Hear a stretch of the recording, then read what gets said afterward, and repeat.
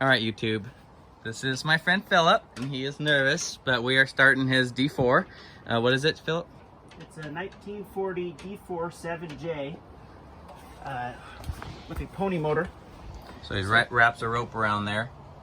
Okay, go for it.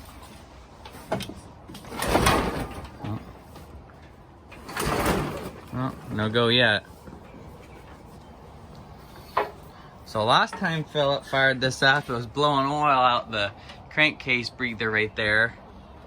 So, and then the governor wasn't hooked up. So now he's got a belt on the belt drive governor, which is right there, and then there's the intake.